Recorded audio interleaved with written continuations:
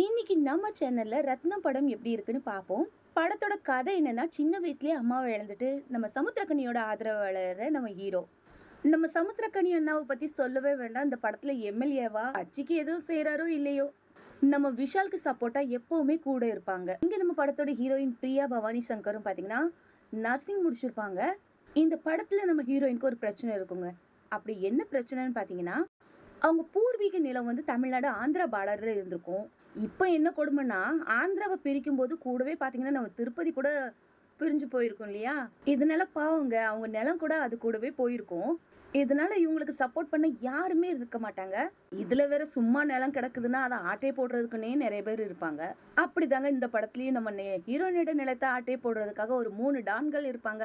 ஏதோ நிலம் அவங்க சொந்த நிலம் மாதிரி மெடிக்கல் காலேஜ் கட்டணும்னு அவங்களும் முயற்சிக்கு மேல முயற்சி பண்ணிக்கிட்டே இருப்பாங்க.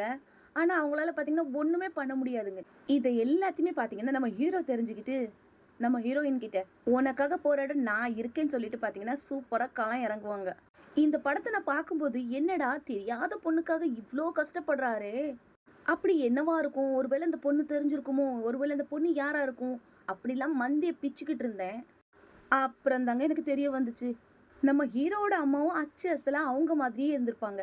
இதனாலதான் தேடி தேடி போய் நம்ம ஹீரோயினுக்கு ஹெல்ப் பண்ணுவோம். இந்த படத்துல நம்ம விஷாலோட நடிப்பை பத்தி சொல்லவே வேணாங்க. விஷால் எந்த ரோல் கொடுத்தாலும் அந்த ரோல் சூப்பரா நடிச்சு கொடுப்பாங்க.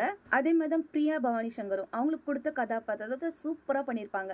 நம்ம யோகி பாபுவோட காமெடி என்னவோ கம்மி தான் இருந்தாலும் ஓகே. நம்ம ஹரிசர் படத்துல ஆக்ஷன் சீன் பத்தி சொல்லவே வேணாம். எல்லாமே பாத்தீங்கன்னா தரமா இருக்கும். சரி, நீ இப்ப என்னதான் சொல்ல வர, படம் எப்படி இருக்கு அப்படின்னு தானே கேக்குறீங்க. படம் என்னவோ சொல்லிக்கிற மாதிரி அவ்வளோ பெருசா இல்லை. ஆனா என்ன, ஹரியோட படம் பிடிச்சவங்க எல்லாருக்குமே இந்த படமும் கண்டிப்பா பிடிக்கும். இந்த படத்துல ஒரு டைலாக் எனக்கு ரொம்ப பிடிக்குங்க. அது நம்ம ஹீரோயின் கிட்ட நம்ம விஷால் சொல்லுவாங்க, காசுக்காக எதையும் செய்யற பொறுக்கி இல்லைனா கொள்கைக்காக கொலை பண்ண ரவுடின்னுட்டு உங்க அப்பா கிட்ட போய் சொல்லுன்னு சொல்லுவாங்க. இந்த டைலாக் சொல்லணும்னா சூப்பரா இருந்துச்சுங்க. அதுவும் இந்த டைலாக் எனக்கு ரொம்ப ரொம்ப பிடிச்சிருந்து. அதே மாதிரி படத்துல சாங் பத்தி சொல்லணும்னா, சாங் எதுவும் பெருசா பேசிக்கிற மாதிரி இல்ல. மொத்தத்துல ஹரி சார் படத்துல படம் அவ்வளவு சொல்ற மாதிரி இல்லைங்க. அவ்வளவுதாங்க. ஹலோ ஹலோ நண்பா நண்பி, கதை கேட்டுட்டு எங்கெங்க போறீங்க? மறக்காம நம்ம சேனல் சப்ஸ்கிரைப் பண்ணிட்டு போங்க.